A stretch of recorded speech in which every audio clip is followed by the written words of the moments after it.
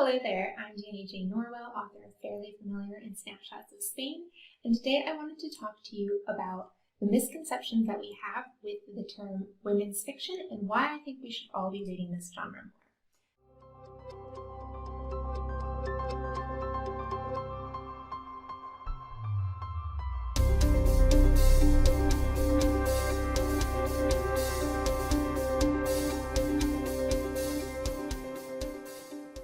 So, to begin with, I want to set a really clear definition of what women's fiction is because I can almost guarantee that the majority of you watching this have a pretty narrow and negative view of this term. You might even find it to be a little bit condescending and sexist that there exists a term women's fiction or women's literature and there doesn't exist a similar one for men's fiction or men's literature. And sure, we can debate that one till the cows come home, but really I want to take this opportunity to set those misconceptions and those stereotypes aside and talk to you about the meat of what women's fiction really means, because there are specific parameters, there are specific aims and intentions when it comes to women's fiction that many of us readers don't even recognize. So I want to talk you through those specific things that women's fiction is doing because I'm pretty sure that you actually really enjoy stories like this. You're just resistant to the label. Now, please know that as a women's fiction author myself, I have also struggled with this genre and this label, and I didn't want to categorize myself like this because I also felt that women's fiction was just not what I wanted to be known for writing. But I'm going to tell you that I have changed my stance on this completely now that I understand what women's fiction really is. Now, there are so many subgenres that go into women's fiction. Things like chick lit, things like romance, coming of age stories in young adult and new adult. A lot of these can fit into the context of women's fiction. Just like I would personally say women's fiction fits into the overarching category of literary fiction. But let's stick to the point here. What is women's fiction at its core? Well, at its core, it is a story that follows the personal journey and the emotional struggles and the self-discovery process of a female lead. That's it. That is all it's about. And so it's a very wide-ranging literary genre, and it's really going to focus in on that woman as the main character, her fears, her hopes, her dreams, her goals, and that is going to be the main driving force of the story. This is really an opportunity for a story arc that focuses in on life change and personal growth. And in doing those things, her relationships are going to change and she's going to see her roles changing. And this is really the meat of calling something women's fiction. So yeah, you've probably seen the definition that women's fiction is of women, by women, and for women. And that's true, I suppose, but that is not the only thing that needs to be happening for a story to be called women's fiction. It really needs to focus in on this personal, emotional, and self-discovery journey. And that's why I think I had some qualms when women's fiction or women's literature has generally been interchanged with the term chick lit, which I'm not trying to put down chick lit. Plenty of people love it and it certainly has its place.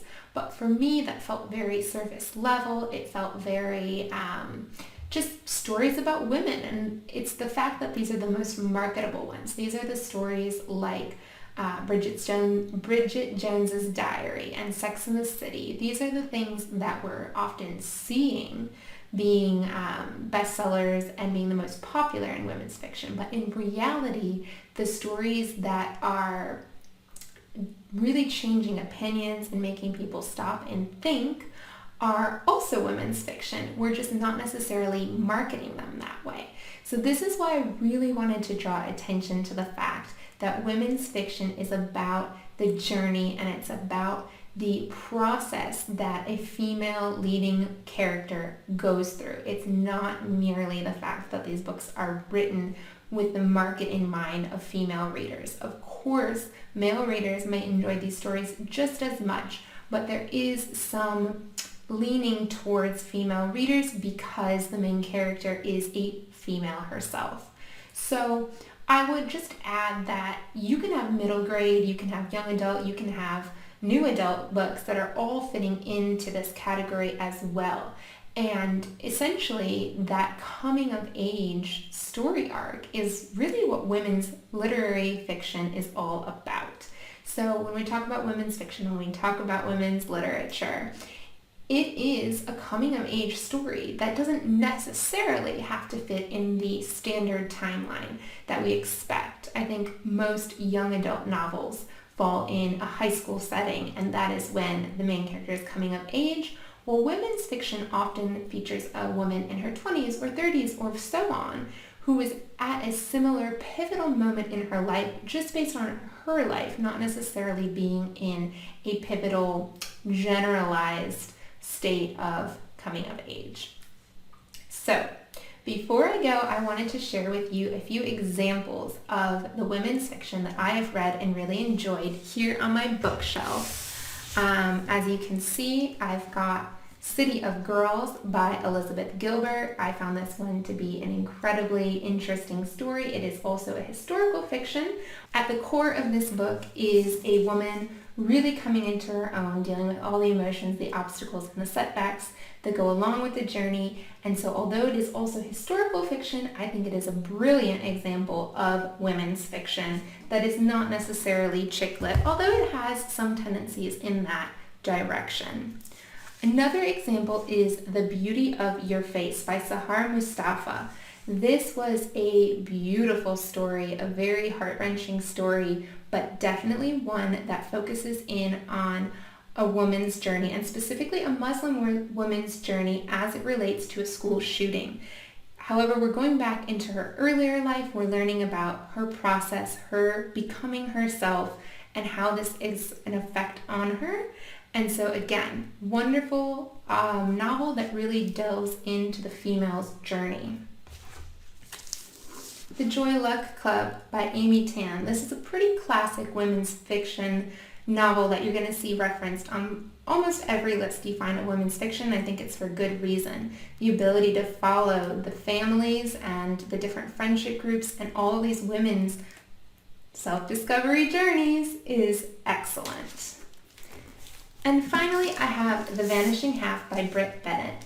Now, I personally have not seen this one listed on any women's fiction lists, but I absolutely would categorize it as women's fiction. It's also literary fiction. It's a bit of a historical fiction. It's got some LGBTQ plus themes going on. But again, at the center of this story is two women, in fact, and their processes of coming into their own, which are very different from each other, even though they are twin sisters. So I think this is another wonderful example of how women's fiction can be really popular, but not necessarily marketed as women's fiction.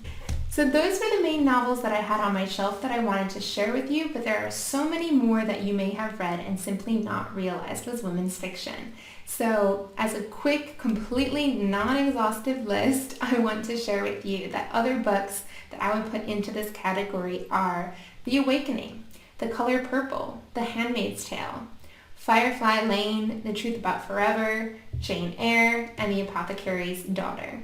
So as you hear that list, you might think, oh, but that's a classic, or that's young adult. Well, yes, it is, but at its core, it is still about a woman on the brink of life change, going through a personal growth experience.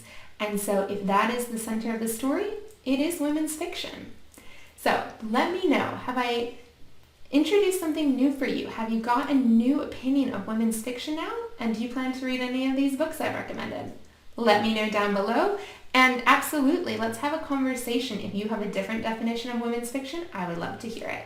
Thank you, and talk to you soon.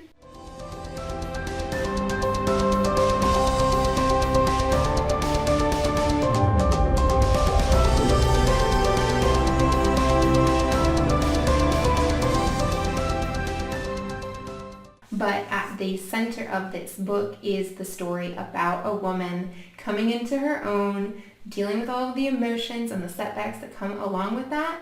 And it is just really?